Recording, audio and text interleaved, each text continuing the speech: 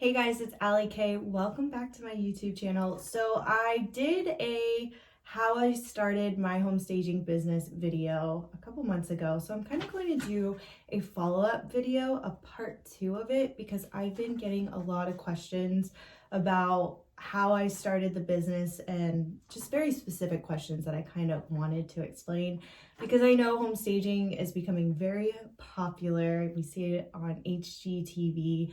And honestly, I didn't really know a lot about it, so I kind of just wanted to share more on how I did it. There's really no right or wrong way how to start your business. I know so many people do it so many different ways, so I'm just kind of going to share how I did it. So I talked about how I was kind of like in that crossroads of my life where I didn't know what I wanted to do after I had my second son. I failed my real estate license by 1 point, and my mom's a local realtor and she offered like basic home staging. So she asked me to help her with a house that needed more than just basic home staging. It needed more furniture in it.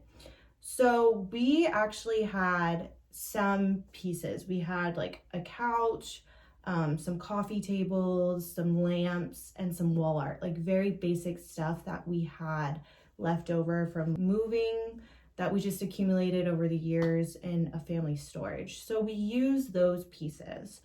That was it. I really didn't know what I was doing, and I ended up filming the process of me staging this house with my mom and helping her.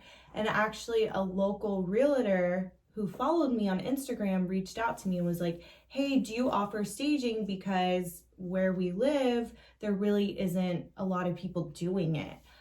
Would you be interested in maybe taking a look at my property to stage? And I was like, what? Like, I really didn't know what it all entailed. So I just said yes, and I went and looked at the property. So that was like that jump and leap of faith of like ignorance, like ignorance is bliss, where, I know I have a good eye. I've had, I grew up with my grandmother designing stuff. I've always been into home decor and houses and stuff like that. So I knew that I could definitely do this house, but I didn't have any inventory to do it. So that's when I chose to make the decision to start purchasing inventory. So, and how I purchased inventory was I specifically purchased pieces that were very neutral and transitional. And what I mean by transitional is I mean that they can work in basically any style of house. Just very light, bright, and airy pieces. So I bought inventory specifically for that house. And that was it. I got the job done. I charged X amount of what I thought my work was worth, and then I staged it. So I kind of did this the entire first year where I went out and I bought inventory for each and every house that eventually, all these pieces became my inventory that I could start using in all future houses, if that makes sense. But that's basically how I initially started. I do have some questions that someone asked me in the comments, and they're really good questions, so I wanted to answer them. And remember, this is based off of my experience. I know so many people do it so many different ways, so I'm not saying this is the right way. I'm just saying this is the way I've done it. So how do you get in contact with people? So I think my situation is just a little unique because it happened through social media. Social media is so powerful. So initially that one realtor contacted me. I did a house for her. And then after that, she told people about me, and I started an Instagram page where I started documenting my business. I also created an LLC for my business. And once that became official, that's when I created my social media page, and just every single house I did, I started documenting it. So I kind of created my own portfolio. But really the powerful thing with me was word of mouth. So that one realtor told other people about me and so forth. And in the beginning, I made it a point to really reach out to all my clients to write a review for me on my Facebook business page, so that down the line, if someone was questioning me, I could say, you could go check out my reviews on Facebook. So that was like the key, but it's all social media for me, social media and word of mouth. I also did a presentation at a realtors group where I talked about my home staging. So it's really, I think if you want to get in contact with anyone, it's realtors, because realtors are kind of the ones that pitch home staging to their sellers. So you can always go to a realtor group and say, hey, can I do a lunch presentation? I'll bring you guys lunch if I can just have a couple minutes to talk about my services. So, but the key is definitely to get in contact with local realtors, and you can do that through social media, cold calling, or even showing up at open houses. Do you need a portfolio? So for me, I didn't have a portfolio at all, but I slowly and steadily created one by documenting my stages as I did them through my Instagram. But no, I never had like a portfolio where I said, this is my, these are my stages. I just really counted on my Instagram photos, my Facebook business page photos, and then those reviews. Do you need to buy all the furniture yourself before reaching out to people? So the thing about staging is there's actually so many different variations of services that you can offer realtors. So one is you can actually offer to stage a vacant home, and that's where you do need inventory. For me, I purchased my inventory as I got my houses. Or you can actually rent furniture. There's rental furniture companies where you can rent the furniture. So the client would pay to rent the furniture and then pay you a staging fee.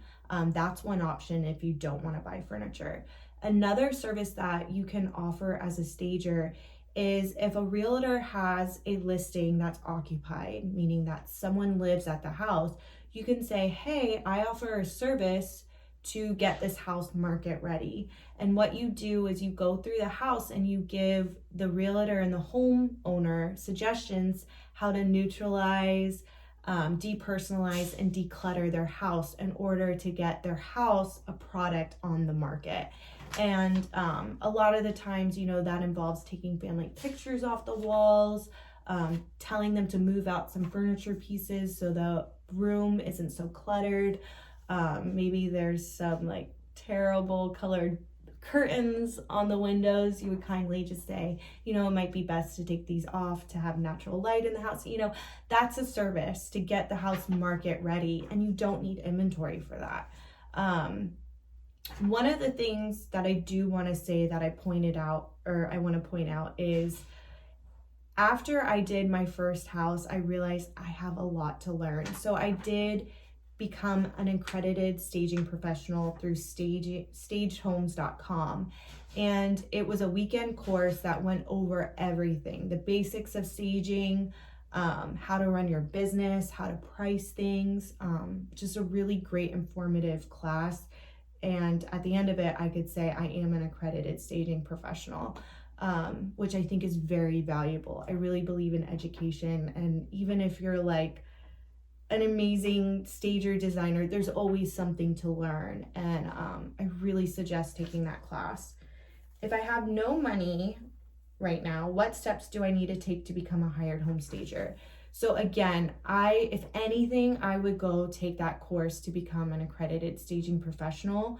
It will just give you more insight and more credibility. And then also go back to if you don't have the money to invest in inventory right now, you can partner with realtors to offer services to get the house market ready. Or you can even offer the service where you pick out the rental furniture and then you actually stage it. So there's definitely different ways that you can stage without inventory, but definitely go check out that course. This is not a sponsored video or anything. I gained so much from that course, and I'm so glad that I did it. Yeah, that's it for the questions. I'm going to leave you with kind of like a staging vlog.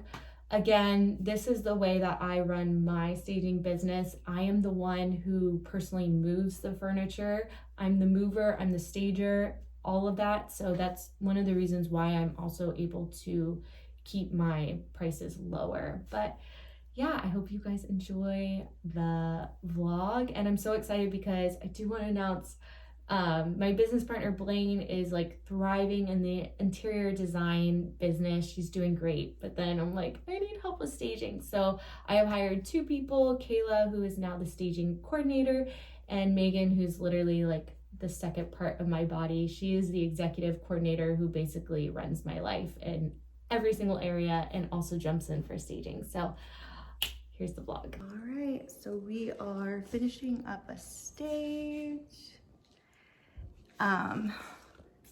It's been a lot of work the past couple days, but we're finally done. I think it turned out really cute. It's a really nice house. It's a brand new build, so there's a lot of like nice features. We have Kayla hanging the prop TV. She's the man around here. This is a brand new build in South Lakewood. Just putting the final touches. Go upstairs, see what Megan's doing. Are you sweating yet? Am I sweating? Yes. And then we have Megan steaming the bed and the bed skirt. This is just like the final touches. The light at the end of the tunnel. But check out this closet. We got a little stool to go here, so I gotta move that up. Check this closet out. The shower. Megan, is this your favorite job? I love it. She loves to steam. It's the best. Can I add it to my resume? Yes.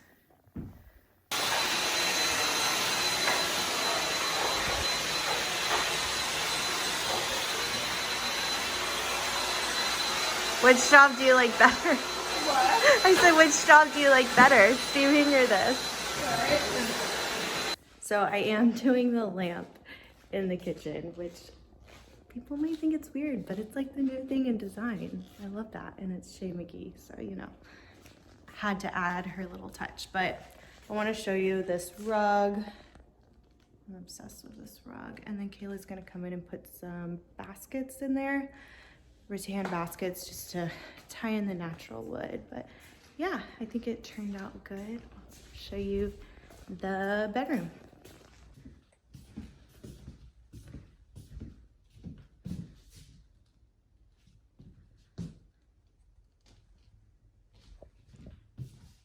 All right, so here's the bedroom. Kind of did a little funky bedroom. I like it though. Lots of color. And then we found like the perfect vanity stool yesterday at Home Goods. Just put a little touch, but yeah, we're done. So I'm gonna try to be really good about drinking this. I haven't done really well today. It's almost 11 a.m. and I haven't gotten very far. So it is my 5th day post-surgery. I went into work like the day after surgery to just supervise stages because it's hard to, you know, not be part of it. I'm a control freak. So yeah, I'm gonna go home and I'm gonna chill out. I'm gonna get a smoothie and I'm gonna chill out until my kids get home, because I do feel like I am overdoing it just a little bit. So yeah, that's the plan.